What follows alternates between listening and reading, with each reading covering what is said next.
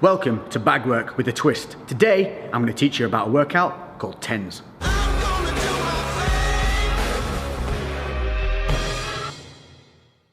So what's up guys, and welcome to something a little bit different, and this is a heavy bag reps workout. Now what do I mean by that? What I mean is you don't need a timer. This is all about the number of punches you're going to be putting in. So this is basically something that's going to help you build that motor pathway to your punches. It's going to help you learn, but also it's going to be a good cardio workout, it's going to be a good muscular workout, and it's going to help you push those mental boundaries. So without further ado, let's get on and look at what we're doing today. First things first, equipment that you're going to need. Some simple gloves, 12 ounces to 16 will protect your hands enough for this. Most gyms will have them for you to borrow, so don't be afraid to ask. If not, you can get any old relatively inexpensive ones. I've got these Venoms, I think they call them Venom Elite or something like that. I'll link them in the description below, simple Amazon buy, so check these out, I could recommend them. Number two is footwear. Make sure that you have something on your feet that's going to give you the support that you need. You do not want to be wearing running trainers. If that's all you've got, do it barefoot. That's absolutely fine, but if you want to invest in something cheap and cheerful, which I've used and has lasted me a long time, some of these bad boys. So these are some relatively inexpensive Lonsdale boots. Again, I'll link them in the description. They cost around £30–35. The last pair I had lasted me literally 3 to 4 years. I can't remember what, because I had them that bloody long. So this is specifically a heavy bag routine, and I'm going to show you why. This may look like a relatively heavy bag, but if we give it a little shot, you can see how much movement there is in that bag. Now because we're going to be doing punching in numbers, we need something that's going to offer some resistance. Enter Big Red. If we hit Big Red, it doesn't go anywhere, and that's exactly what we want. We want our punches to be landing nice and solidly and transferring all our energy into the bag. If the bag swings or moves or is too thin and we miss, that's when we risk hurting ourselves. So the workout itself, it's called TENS. What does that mean? It's simple. We're going to do punches building up to 10. It doesn't mean 10 punches, you're going to be doing much, much more. But we're going to go from 1 to 10. We're going to go from jabs to hooks to combinations. Now this isn't about time, this is about numbers. So if you get tired, you suck it up, you reset, and you just keep driving through. This is going to be great for pushing through those mental barriers.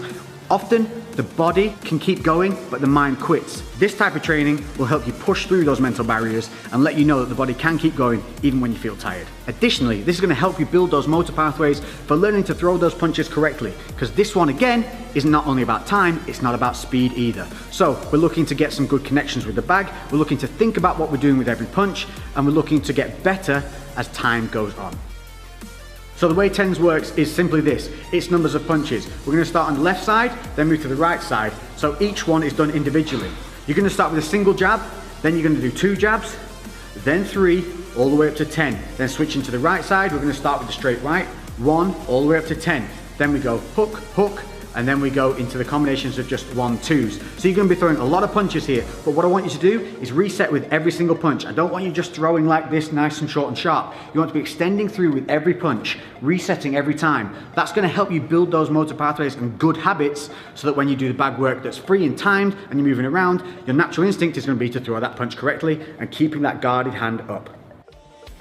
Now if you're new to the bag work, or you just need a little bit of a reminder, I'm constantly reminding myself to do things, that's the only way we learn. Let's just start with the foot placement and how we should be throwing these punches. So taking a look at the feet, front foot wants to be planted, back foot wants to be slightly elevated. We're going to be rotating our hips through the punches, and we drive through that back foot. So we want to avoid is leaving the floor at any time. A lot of people have a tendency to jump whilst punching.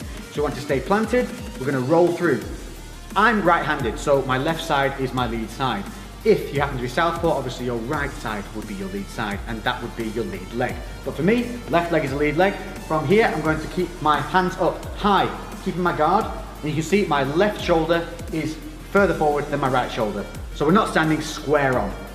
From here, what we're going to do is we're going to throw the punch out, we're going to roll the hips through, we're going to keep this right hand up, and then we're going to return back in a straight line to the chin. These are the mechanics that we want to start building in and making a good habit. So I'm making sure that I maintain my distance, because at this point I'm probably a little bit tired. So just making sure that distance stays and I'm not stepped in too close. At any point, if you do step in too close, just reset and stand back out. It should go something like this. 1, 2.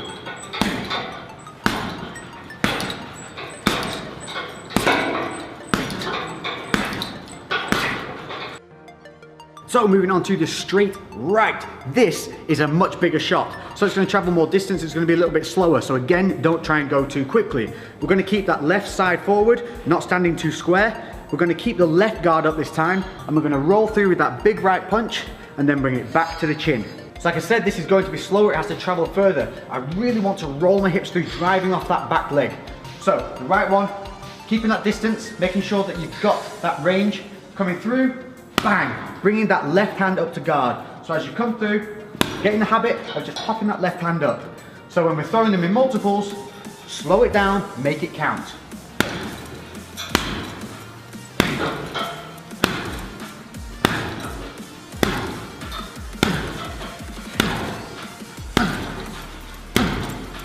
And you can see how I'm not throwing that too quickly, I'm resetting, I'm thinking about my foot position. If I lose foot position or I wobble off, don't worry about it. Just reset and start again. Hooks. Now there's a couple of different ways of throwing hooks, but we're going to concentrate on the close and personal hook. If you're further away and you're on the bag work, just a quick one, make sure that you are rolling the knuckles over as you throw from distance. We're going to stay quite close to the bag, this kind of distance. The reason I want you to stay close to the bag is to reduce tweaking the shoulder or hurting your hands. So foot positioning always stays the same. Front foot planted, back foot up, rolling through the hips. Now with the hooks, we can give a little bit of a wind up here. We're just gonna, for the left hook, drop, and then we're gonna come up, keeping the elbow high and hook through. So we want to just develop a bit of an exaggerated habit of bringing that elbow up and high. You'll see a lot of guys when they're shadow boxing, you see them, they just bring the elbow around nice and tight. That's what we want to do here. Obviously, once you get a bit more fluid and you get a bit more technical with things, you don't need to have the elbow as high, but again, exaggeration helps develop that motor pathway. With the hook, I also want you to stay at head height. What a lot of people do here is they have the habit of hitting at around about the neck, because it's just a little bit lazy. As you get tired, the hands will drop. So try and focus on a point on the bag that is head height. From there, you're just going to roll in, boom, hit that punch. As soon as it lands, you're going to bring it back to the chin. Remember, we want to whip through with the hips. So give it a real nice little and spin on that back foot, really drive through, push the hips all the way around. Again, slow it down, make them singular punches, resetting defenses each time.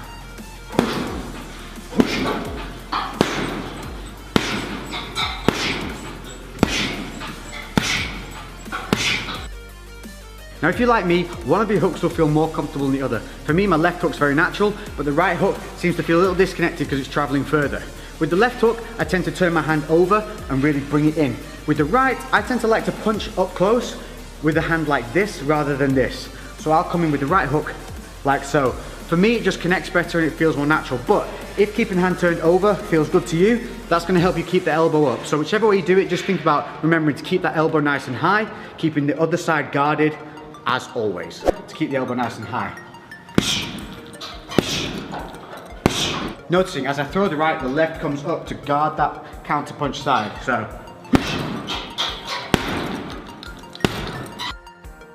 So by now, the sweat should be flowing, you should be feeling it in the lungs, and we're gonna move on to a 1-2 combination. Nice and simple. So for this, you're gonna be doing one punch straight after the other. You're gonna be coming in with a jab, then rolling back through with the straight right. So you'll have seen this often, a lot of people do it on pads and with the mitts, but what we don't want to start doing is those habits of bringing the hands down and rolling them under, or starting to stunt our punches. So again, slow it down, really reach, pop, pop, reset, pop, pop, reset. Now we're going to be going 1-2 counts as 1 rep. To stop with confusion of the numbers, simply count your right punch. So with every 1-2, this is going to count as 1, so it'll be 1, 2, 1, 2, 3, 4, 5, 3. Make sense? It looks something like this. Always keep the hands up as well. As you get tired, your hands are going to want to drop. So don't let that happen. So here we go. 1, 2, 3. Always counting that right hand. So now when I get to 4, it's actually 8 punches. And I'm only going to count the right. 1, 2, 3, 4. So by the time you get up to 10, you're actually going to be doing 20 punches. So there you have a nice variable that is an untimed, great workout using the heavy bag that's going to help you build that motor pathway. It's going to seriously work the muscles of the triceps, the back, the core. Make sure that you're driving through your legs. Make sure that guard stays up. Don't let the hands drop. Break those mental boundaries.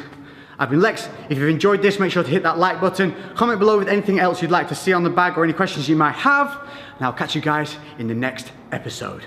I'm out.